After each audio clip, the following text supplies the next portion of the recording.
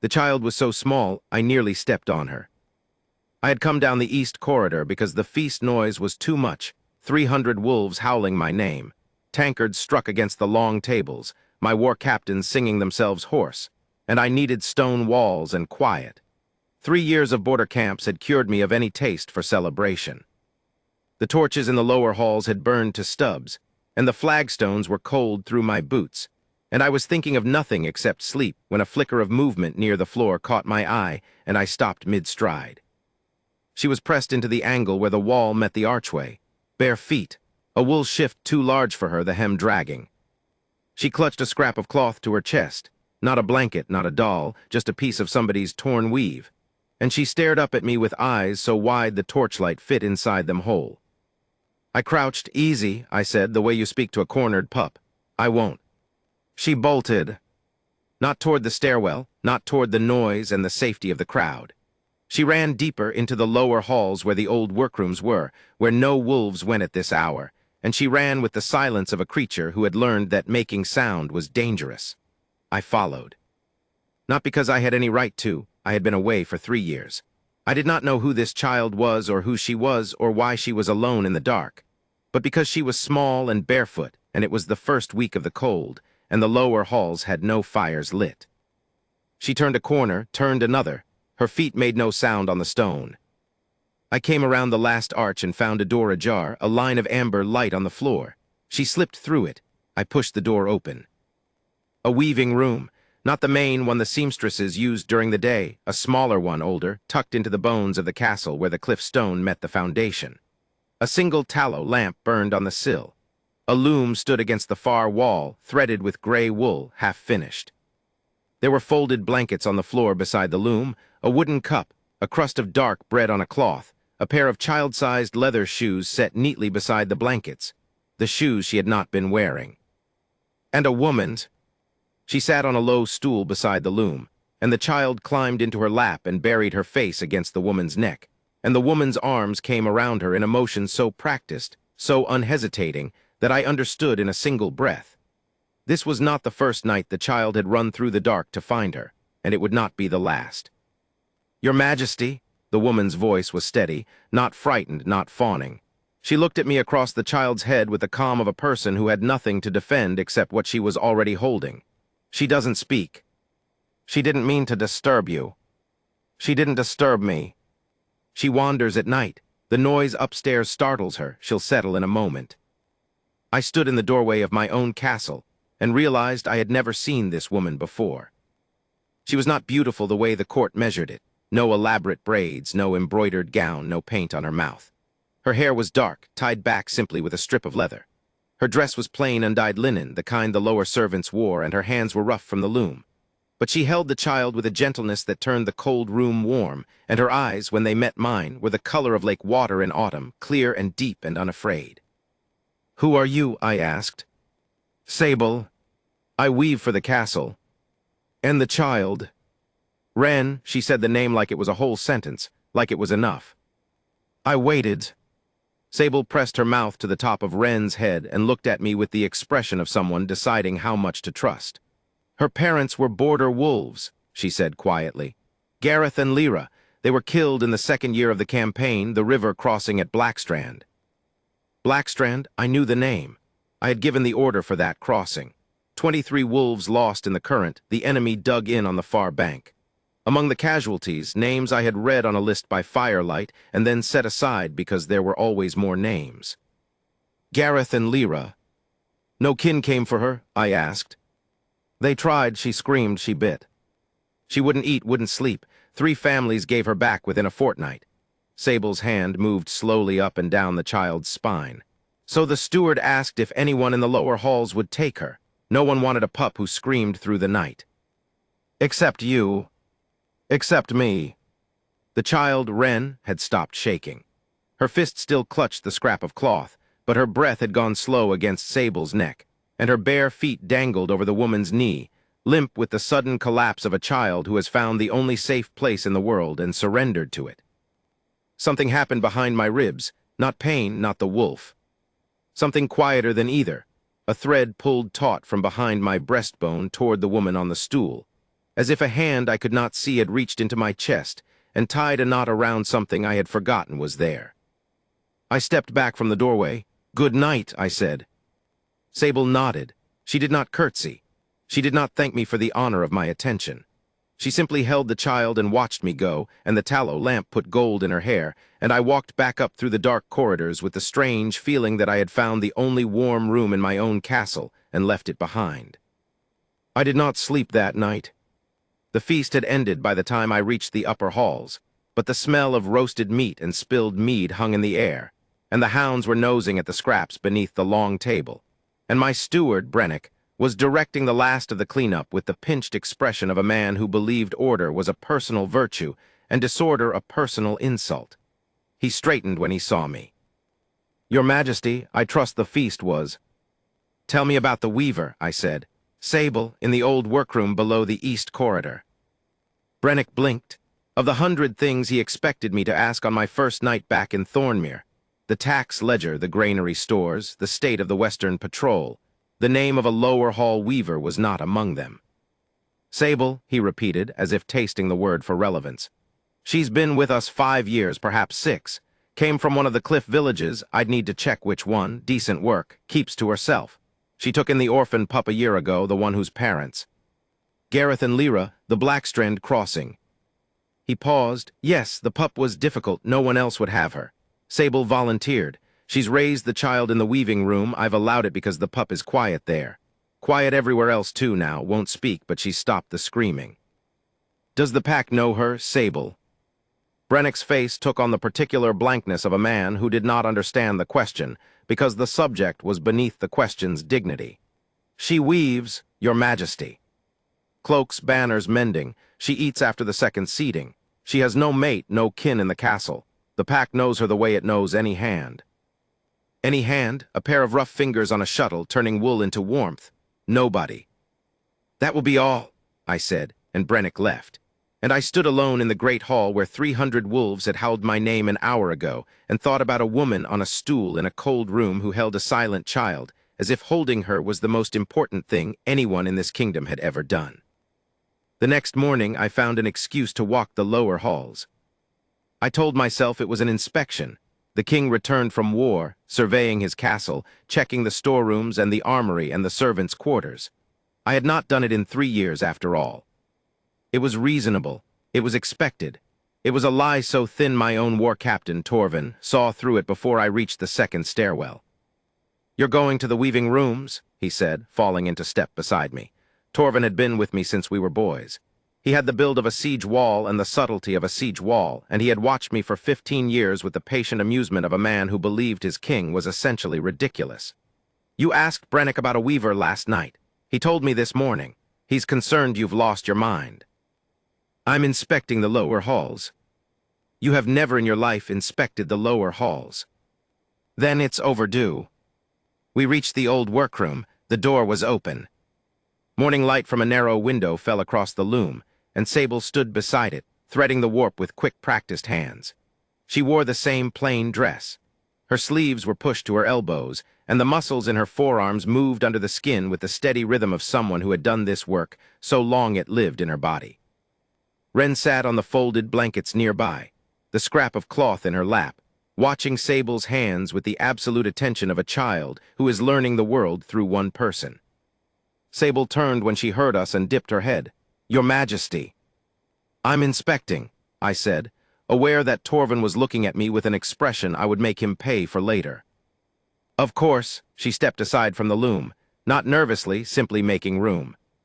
As if a king walking into her workroom was an ordinary interruption, no different from the steward's boy bringing the day's mending. I looked at the loom. I knew nothing about weaving. The threads were gray and cream, a tight, even weave that my fingers recognized as the cloth of the winter cloaks my wolves wore on patrol. I had worn one myself for 3 years, and it had kept the wind out better than any fur. "You make these." "The patrol cloaks, yes, and the banners when they tear." "The cloaks are good." "Thank you." There was a silence. Torvin coughed. Wren looked up at me from the blankets. She did not flinch this time. She studied me the way a small animal studies a large one, not with fear exactly, but with the careful attention of a creature who has learned that large things can be dangerous and must be read closely. She held the scrap of cloth to her chest. I noticed that it was the same gray weave as the patrol cloaks, a piece of one, perhaps. A piece of her parents' world. "Wren," I said quietly, not a command, just her name. She looked at Sable. Sable gave a small nod, barely a movement, just a shift of the chin, and Wren looked back at me and held my gaze for 3 full seconds before dropping her eyes to the cloth again. 3 seconds, from a child who had screamed at every wolf who tried to hold her, from a child who had not spoken a word in a year. I felt the thread behind my ribs pull tight. "We'll leave you to your work," I said. I turned and walked out, and Torvin followed, and neither of us spoke until we were halfway up the stairwell. "Calder," he used my name. He only did that when he was going to say something I would not want to hear. "Your wolf." "What about it?" "It moved just now, when you said the child's name." I stopped on the stair. My hand found the cold stone of the wall. He was right. I had felt it, not a surge, not a howl, nothing so dramatic. A shift, like a dog that has been sleeping for years lifting its head at a sound only it can hear. My wolf had not moved, not truly moved, not with intent, since Marin died. Marin, my first mate. She had been dead for 7 years, and the bond had gone with her, snapped like a cut rope, the ends left fraying in the dark. My wolf had folded itself into a corner of my chest and stayed there, and I had let it because I understood. When the one you are made for dies, the world loses its scent. But it had moved, just now, in a weaving room with a silent child and a woman in a plain dress. "I noticed," I said. Torvin watched me. "You know what that means." "I know what it might mean. It might also mean nothing." "It's never nothing."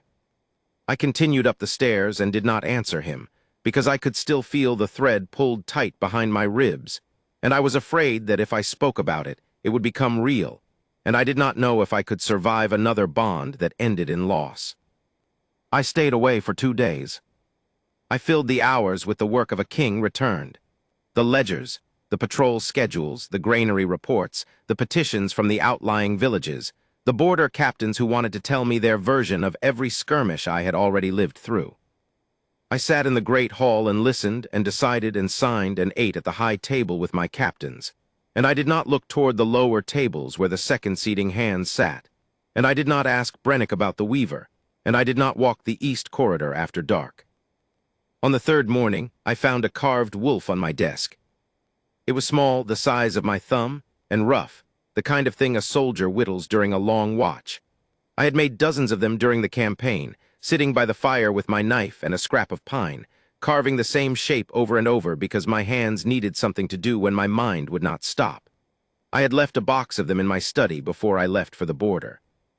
Someone had found the box and placed one on my desk, and beside it a piece of gray cloth, the same weave as the patrol cloaks, folded into a neat square.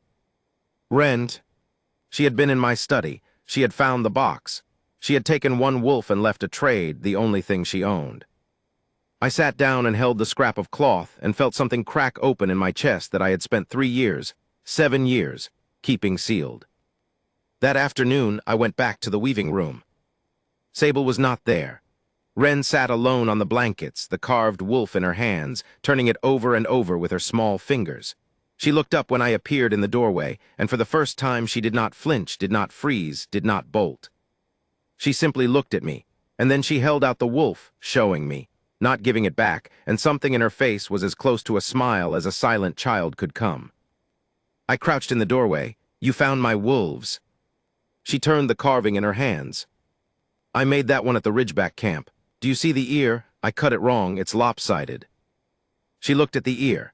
She ran her thumb over the lopsided notch.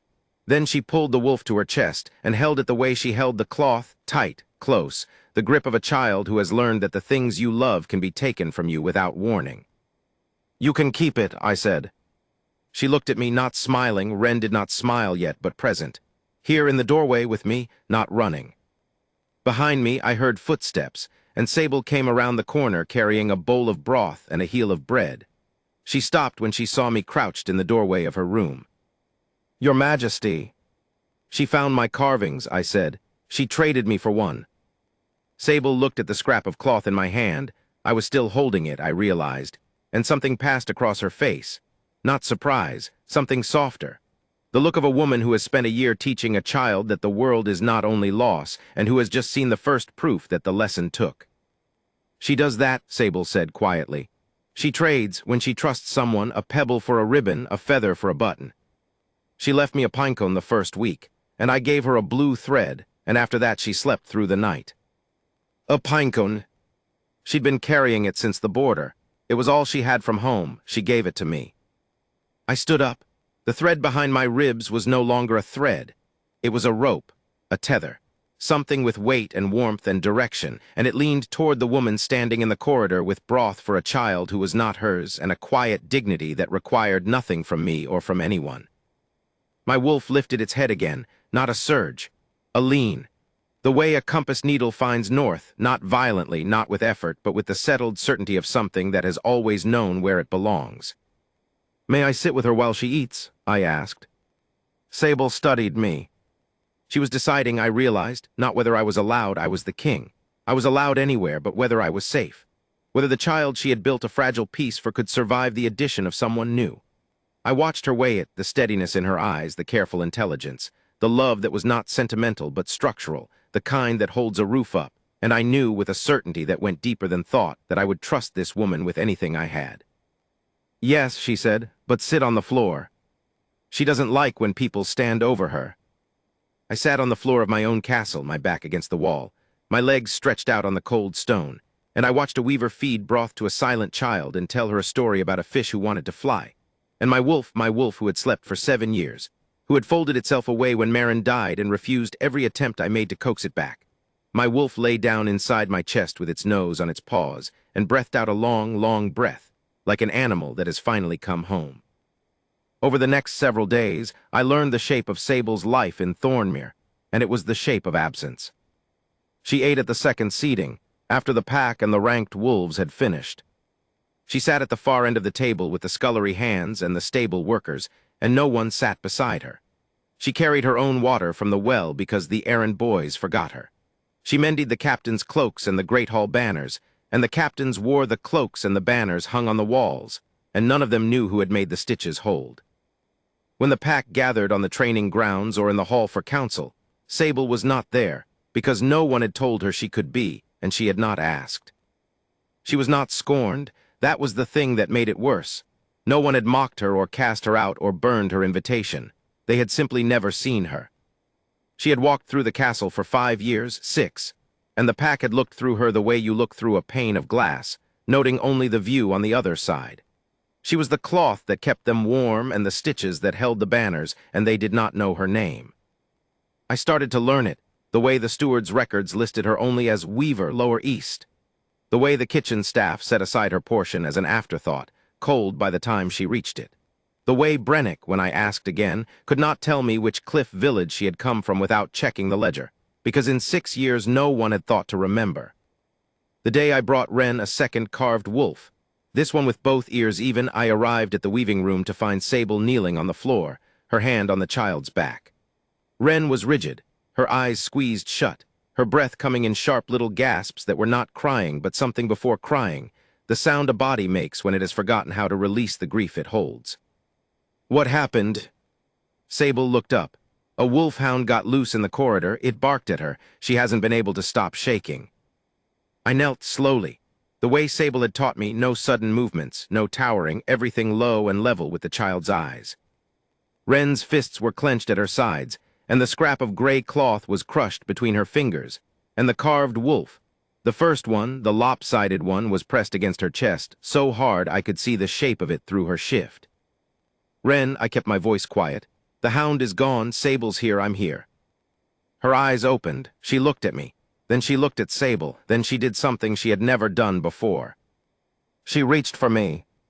One small hand, unclenching from the cloth, stretching toward my sleeve. Not grabbing, reaching. The way a child reaches for something she is not sure she is allowed to have. I gave her my hand, her fingers wrapped around my thumb. They were cold and small, and they held on with a strength that cracked something open in me so deep I felt it in my teeth. She pulled my hand toward Sable, closing the distance between the three of us, and when my knuckles brushed Sable's arm, the thread behind my ribs turned to fire. Not pain, warmth, a warmth so sudden and so total that my vision blurred at the edges. My wolf did not just lift its head. It rose. It stood. It pressed against the inside of my chest with a force I had not felt in 7 years, and it leaned toward Sable with the single-minded certainty of a creature that has found what it was made to find. The mate bond. I knew it. I had felt it once before with Maren, and the memory of that first bond, the joy of it, the terror of losing it, rolled through me like a wave, and for a moment I could not breathe. But this was not the same. With Maren the bond had struck like lightning, sudden and blinding. With Sable it had been building, the thread, the lean, the slow warmth, every visit to the weaving room, every moment watching her hands on the child's back, every quiet word. The bond had been there from the first night, when I had followed a barefoot child through the dark, and found a woman who held her as if holding her was the only thing that mattered in the world. It had simply been waiting for me to stop being afraid. Sable felt it. I saw it in her face, the widened eyes, the sudden stillness, the hand that came up to press against her own chest as if something had shifted inside her, too. She looked at me and her lips parted, and for a long moment neither of us spoke. Ren, between us, held my thumb and Sable's sleeve in the same grip, connecting us with her 2 small hands like a bridge made of a child's trust. "Sable," I said. "Don't," her voice was barely a whisper. "Please don't say it." "Why not?" "Because I know what I am. I'm the weaver, you're the king. And she," her gaze dropped to Ren, "she doesn't need to lose anyone else." "Neither do I." She closed her eyes. I watched the tallow lamp put gold in her hair, and I let the bond settle, and I did not push, because Sable was not a woman who could be pushed. And if this was real, if this was what my wolf believed it was, then it would hold, and I could be patient. Ren fell asleep between us, my thumb still in her grip, and I stayed on the cold stone floor of the weaving room until the lamp burned low, and I did not want to be anywhere else on this earth. The next days carried a strange double life. In the great hall, in the council chamber, in the training yard, I was the king, returned, restored, making decisions about borders and patrols and the winter stores. My captains deferred. My steward managed. The pack settled back into its rhythms with the ease of wolves, who had survived the absence of their alpha and were relieved to have the order back. In the weaving room, I was something else, something I had not been in 7 years. I was the man on the floor with his back against the wall, watching a quiet woman thread a loom while a silent child arranged carved wolves in a line on the blankets. I had brought her 5 now, 1 for each day, and the room smelled of wool and tallow and the particular warmth of a space where someone is loved. Ren began to follow me. Not far, she would not leave the lower halls, not yet, but when I came down the east corridor she was waiting, standing in the archway where I had first found her, and she would fall into step beside me with her hand reaching for my sleeve. She did not speak. She did not need to. She walked beside me to the weaving room, and when I sat on the floor she sat on my boot, the way a pup sits on the foot of the wolf it has chosen, and I understood that whatever I was to this child, whatever I was becoming, it was not the king. It was something simpler and more terrifying. It was the person she had decided to trust. Sable watched all of this with the careful attention of a woman who understands the fragility of what is being built. She did not speak about the bond. She did not ask what I intended. She went about her work, the loom, the mending, the meals she carried down from the kitchen for Ren and herself. And when I was there, she let me be there. And when I looked at her too long, she looked away. And when our hands brushed reaching for the same carved wolf that Ren had knocked off the blanket, she pulled back as if the touch had burned her. I had felt it, the flare, the warmth, the wolf pressing against my ribs. She had felt it too. "You're afraid," I said one evening. Ren was asleep on the blankets, the 5 wolves arranged in a row beside her head, the scrap of cloth in one hand and the lopsided wolf in the other. Sable sat on her stool, a torn banner across her lap, her needle moving in the steady rhythm that meant she was thinking. "Yes, of me." She set the needle down. "Of what happens to her if this goes wrong?" She looked at Ren. "She chose you, Calder. She chose you the way she chose me with everything she has. If you leave, or if this is," she hesitated, "if this is something that fades when you go back upstairs to the hall and remember what you are, she won't survive it. Not again. And if it doesn't fade, then you're the alpha king of Thornmere telling me you feel a bond with a weaver who eats at the second seating. And I don't know what world that lives in." This one. She picked up the needle again. Her hand was steady, but her jaw was tight, and the gold in her hair caught the lamplight, and I wanted so badly to touch her that my wolf whined, actually whined. A sound I felt in my throat, and she heard it. She looked at me with those lake-water eyes, and for a half-second the guard dropped and I saw what was underneath. A woman who had been invisible for 6 years, who had built her whole life around the quiet work of keeping one small child alive, and who could not believe that anyone, least of all a king, had looked at her and seen something worth keeping. "I will not leave," I said. "I will not fade, and she will not lose anyone again. I swear it on every wolf in this kingdom."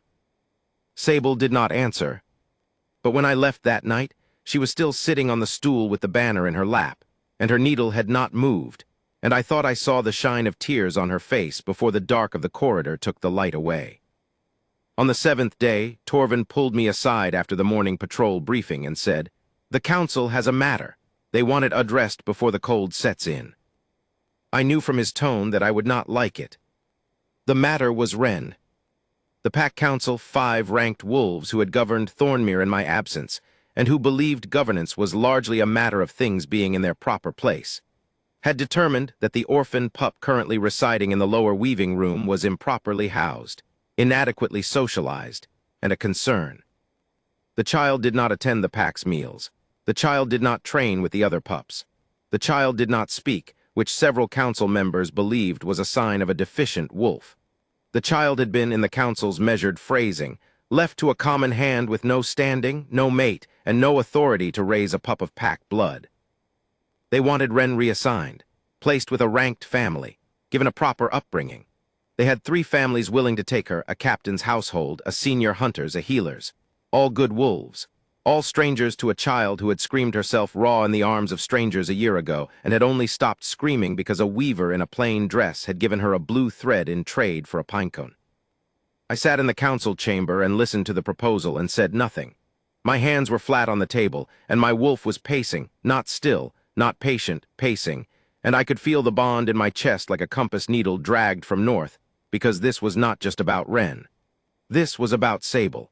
If they took the child, they took the only thing that proved Sable existed in this castle at all. "The weaver has done adequate work," said Fennec, the oldest council member, a gray-muzzled wolf who had overseen the pack's affairs for 30 years, and who used the word adequate the way other people used profanity. "But she has no rank, no mate, and no pack standing. A pup of border blood deserves better than a workroom floor." "The child is calm with her," Torvin said. "The child is silent. Calm and silent are not the same thing." Fennec turned to me. "Your Majesty, you've been visiting the lower halls. You've seen the arrangement. Surely you agree it's time for the pup to be placed properly." I looked at Fennec. I looked at the 4 other wolves around the table, Hale, Dara, Moss, Torvin, and I measured each of them, and I wondered how many of them knew Sable's name. Hale wore a cloak she had woven. Dara's wife slept under blankets she had stitched.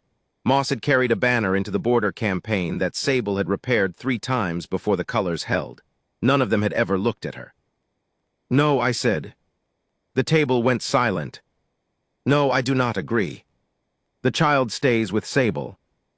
"Your Majesty, I will hear nothing further on it." Fennec's mouth opened, then closed. He was not accustomed to being stopped. For 3 years he had run this council by consensus, and the king's return was to him an interruption in an otherwise orderly process. "With respect, Alpha, the pack has a duty to its pups. The weaver is she's a common hand. No wolf form to speak of. No rank. No family. She has nothing to offer the child except the fact that the child chose her. Except the fact that she is the only person in this castle who took Wren in when every ranked family gave her back. Except the fact that she has kept that child alive and safe and calm for a year while the rest of this pack, every captain, every hunter, every council member, decided a grieving 5-year-old was too much trouble." My voice had not risen. It didn't need to. The wolf was behind it, and the bond was behind the wolf, and 20 years of command was behind the bond, and Fennec sat back in his chair and said nothing. "The child stays," I said. "This matter is closed." It was not closed, I knew that. Fennec would talk to the others, and the others would talk to their mates, and by evening the castle would hum with the quiet, corrosive whisper of a pack that could not understand why their alpha king was spending his evenings on the floor of a weaving room with a common hand and a broken pup. Let them whisper. I had spent 3 years on a border listening to worse. I went to the weaving room that evening and told Sable what had happened. I told her because she deserved to know, and because I had learned in 7 days that Sable did not want to be protected from the truth. She wanted the truth, delivered straight, so she could meet it standing. She listened, she set her needle down. She looked at Wren, who was asleep with the wolves arranged in their row, and she said, "They're not wrong. They are wronged. I'm a weaver, Calder. I have no rank. No wolf form worth the name I shift, but she's small, barely more than a village dog. I eat after the second seating. I live in a workroom. They're right that Wren deserves more than this. Wren deserves the person who stayed, the person who traded a blue thread for a pinecone and taught a screaming child to sleep through the night. That's you. That is worth more than rank." She looked at me and the guard dropped again, and underneath it was not tears this time, but something fiercer, a pride so quiet and so hard-won that it looked like calm. "Why are you doing this?" I could have told her then. I could have said the word mate bond, the thing my wolf had known since the first night. But Sable was not a woman who wanted words thrown at her like coins. She wanted proof. She wanted the slow, unglamorous, ungrand proof of a man who showed up every evening and sat on the floor and carved wolves for a child who could not speak, and defended a weaver to his own counsel, and never once asked for anything in return. So I said, "Because it's right." And she looked at me as if no one had ever said that about anything she had done, and I went back to the upper halls and my empty chamber and lay in the dark and felt the bond singing in my chest like a plucked string, and I thought, I will be patient. I will be worthy of her. And when the time comes, she will choose me the way Wren chose her, freely, because I earned it, not because I demanded it. The days turned cold. The sea wind off Slate Bay drove sleet against the castle walls, and the fires burned high in every hearth, and the wolves of Thornmere pulled their cloaks tight. The cloaks Sable had woven, the stitches she had set, the warmth she had made for a pack that did not know her name. Wren's world expanded. She left the lower halls, not far, not alone, but with Sable or with me, she would walk the east corridor to the kitchen, and she would stand in the doorway of the great hall and watch the wolves at the morning meal. And once she followed me to the training yard and stood behind a barrel and peered through the slats at the sparring wolves with an expression that was half terror and half fascination. She still did not speak, but she traded the carved wolves for pebbles, the pebbles for feathers, the feathers for a button from Sable's mending basket. The language of a child who is rebuilding the world one exchange at a time, each trade a tiny contract. I will give you something precious, and you will give me something back, and neither of us will disappear. My wolf, for its part, had woken fully. Not in the way it had been with Marin, that bond had been fire, instant, consuming. This was different. This was a warmth that had been banked and tended, a coal that caught air slowly and glowed steadily, and it burned brightest in the moments when I was not even looking at Sable. When I was across the castle hearing her loom through 2 floors of stone, or when I caught the scent of wool and tallow on a corridor draft, and my chest tightened and my wolf leaned, always toward her. I began to understand something I had not understood with Marin. The mate bond was not a lightning strike. A lightning strike was what it felt like when you were young and your wolf was all hunger and no patience. The true bond, the one that held, was this: the slow recognition of the person who makes the world make sense. The person whose hands on a loom and whose voice telling a story about a fish who wanted to fly, and whose steady eyes meeting yours across a cold room are, somehow, the answer to every question you have carried since the day the first bond broke. Sable was my mate. My wolf knew it. I knew it. And I had the terrified, exhilarated certainty that she knew it too, and that she was waiting not for me to claim her, but for me to prove that the claiming would not cost Wren the only safety she had ever found. The council gathering was set for the first night of the true winter. It was tradition in Thornmere. The alpha addresses the pack, the captains report, the ranked wolves affirm their oaths, and the king names any changes to the pack's order. Marriages, elevations, disputes. The pack gathers in the great hall, and the fire is built high, and the kingdom's business is done in the open where every wolf can see. I had planned nothing. I had no speech. I had only the bond burning in my chest and the knowledge that the pack council had not let the matter rest, that Fennec had spoken to 3 families, that the ranked wolves had agreed among themselves that the orphan would be placed at the winter gathering, and that the weaver would be thanked for her service and relieved of the child. They had not told me. They had discussed it among themselves, and assumed the king would see reason. The hall was full. Every wolf in Thornmere, the captains in their fur cloaks, the hunters with their insignia, the elders on the benches along the wall, the lower hands standing in the back. Torches blazed. The fire in the great hearth threw heat across the stone floor. I stood at the head of the hall, and Torvin stood behind me, and Fennec stood to my left with his ledger and his measured authority, and the pack waited. Sable was not there. She never came to the gatherings. She ate at the second seating and returned to the weaving room, and no one expected her, and no one noticed her absence, and tonight was no different. Except that tonight it was different. Because I looked across the hall and saw every wolf wearing a cloak she had woven, sitting on benches covered with cloth she had stitched, under banners she had mended, and not one of them knew her name. Fennec cleared his throat. "Alpha, there is the matter of the orphan pup." "Not yet," I said. He paused. "Your Majesty." I said not yet. I waited. The hall was quiet. The fire cracked and settled. And then I heard it, what I had been waiting for without knowing I was waiting, the sound of small bare feet on stone. The crowd parted, not because they were commanded to, but because a child was walking through them, and even wolves who do not understand what they are seeing will step aside for a child who moves with purpose. Wren walked through the center of the great hall. She wore the wool shift. Her feet were bare. The scrap of gray cloth was clutched in one hand, and in the other she held the lopsided carved wolf, the first one, the one I had made at Ridgeback Camp, the one with the ear cut wrong. She walked with the focused, unsteady determination of a child who has decided to do something that terrifies her, and she walked straight to me. The hall held its breath. She stopped at my feet. She looked up. Her eyes, enormous, dark, her mother's eyes, her father's steady gaze found mine, and for a long moment we stood there, the king and the silent child, and the fire cracked, and the pack watched. Then she reached up and took my hand. Her fingers wrapped around my first two fingers. She was too small for the whole hand, and she pulled. Not hard. The gentle, insistent tug of a child who has somewhere to take you and trusts that you will come. I let her lead me. She walked me through the center of the hall, past the captains and the elders and the ranked wolves and Fennec with his ledger, and the crowd parted again, and every eye in Thornmere followed us.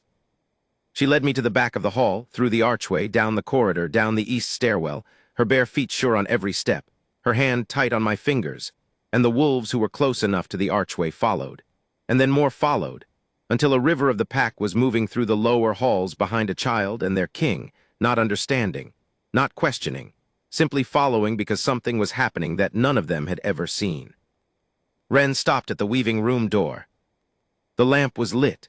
Sable stood beside the loom, a banner half folded in her hands, and she looked up with startled eyes as the child and the king and the trailing crowd arrived at her door. Wren pulled me across the threshold. She pulled me to Sable. She put my hand, the hand she had been gripping, against Sable's hand, pressing the two together with both of hers, her small fingers wrapping around both our hands, binding us. And then she spoke. The first word she had said in over a year. The first sound from a throat that had been locked since the night her parents died at a river crossing I had ordered. She said, "Mama." She looked at Sable. She looked at me. She pressed our hands together harder. "She's my mama." The weaving room was silent. The corridor behind us was silent. Every wolf who had followed, captains and hunters and elders and lower hands and Fennec with his ledger, and Torvin with tears on his face, stood in the corridor and heard a child who had not spoken in a year speak the only word that mattered. Sable's breath caught. Her hand trembled against mine. The banner slipped from her other hand and fell to the floor, and she knelt slowly, carefully, and Wren climbed into her arms and pressed her face against Sable's neck, and Sable held her, and I heard her whisper so quietly that only I and the wolves closest to the door could hear. "Yes, yes, I'm here, I'm your mama." The bond did not ignite. It had been burning for days. What it did in that moment was settle, the way a river settles into its channel, the way a fire finds its draw, the way the sea pulls the shore and the shore holds the sea. It settled into my bones and my blood and the quiet place behind my ribs where my wolf had slept for 7 years, and my wolf lay down and breathed out and was still, not the stillness of absence but the stillness of completion. I knelt beside them. The stone was cold under my knees. The tallow lamp put gold on Sable's hair. Wren was between us, her face hidden, her small body shaking, not with fear this time, but with the effort of having spoken, of having broken open the locked place inside her and let the word out. I took Sable's hand, not her wrist, not her arm, her hand, gently, the way you take something precious. And I said, loud enough for the wolves in the corridor to hear, "This woman is my mate." The corridor went still. This woman has fed and sheltered and loved a child who was abandoned by every ranked family in this pack. She has kept her alive through the cold. She has given her a home in a workroom because this castle offered nothing better. She has done it without rank, without standing, without anyone in this kingdom knowing her name. I looked at Sable. Her lake-water eyes were bright, and the fear was still there, but behind the fear was something stronger, a hope so fierce and so guarded that it looked like defiance. "Her name is Sable," I said. "She is the weaver of Thornmere. She is the woman my wolf chose. She is the mother this child claimed, and she is my Luna if she will have me." I waited, because this was not a claiming. This was a question, and Sable was not a woman who could be claimed. She was a woman who had to choose freely with the knowledge that her choice would change everything, and the certainty that if she said no, I would stand up and walk back to the upper halls and defend her right to keep the child and her workroom and her quiet life for as long as she wanted it. She looked at me. She looked at Wren.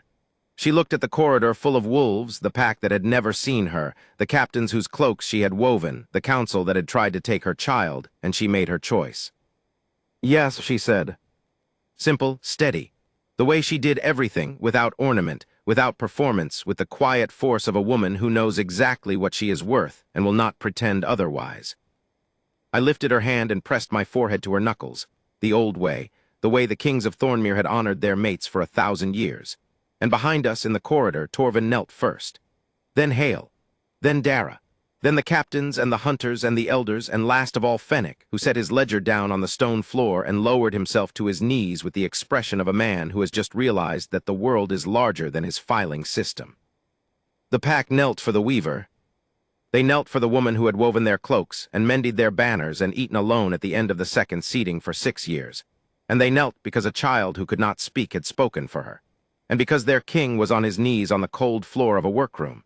And because sometimes the truth is so plain and so clear and so steady that even wolves who have trained themselves not to see it cannot look away. Wren lifted her face from Sable's neck. She looked at the corridor. She looked at the kneeling wolves. She looked at me and at Sable, and her hand, the one holding the lopsided wolf, reached out and placed the carving on my knee, and I understood. A trade. Her most precious thing, given freely because she trusted that I would give her something back. I gave her what I had. I picked her up carefully, slowly, the way Sable had taught me, and I held her against my chest, and I held Sable's hand, and the three of us stayed there on the floor of the weaving room while the pack of Thornmere knelt in the corridor, and the tallow lamp burned down, and the sea wind off Slate Bay rattled the narrow window and could not get in. That was 5 years ago. The weaving room is still there. I would not let them change it, not the loom, not the stool, not the narrow window with the sea light. Sable keeps it as her own room, though she sleeps in the king's chamber now, and the loom still holds gray wool for the winter cloaks, and every patrol cloak in Thornmere carries her stitch. She is the Luna of the kingdom, and she wears the title the way she wears everything, lightly, without ornament, with the quiet force of a woman who knows her worth. Wren speaks. She speaks constantly, in fact, a river of words that dammed up for a year and has been pouring out ever since. She tells stories to the younger pups. She argues with the cook. She lectures Torvin on his sword grip, and Torvin listens with the grave deference of a war captain who knows the child has her mother's stubbornness and her king's authority and is not to be trifled with. She calls Sable Mama, and she calls me by my name, which is the only liberty in this kingdom I have never corrected, because the sound of my name in her voice is the proof that something broken can be mended by someone brave enough to hold it together long enough for the pieces to learn their new shape. She still trades, a pebble for a ribbon, a feather for a button, a carved wolf for whatever she decides you deserve. The lopsided one sits on the mantel in the king's chamber beside the scrap of gray cloth, the last piece of her parents' world, given to a king who sat on the floor because a weaver told him to. Some nights I walk the east corridor late, when the castle is quiet and the sea sounds through the stone.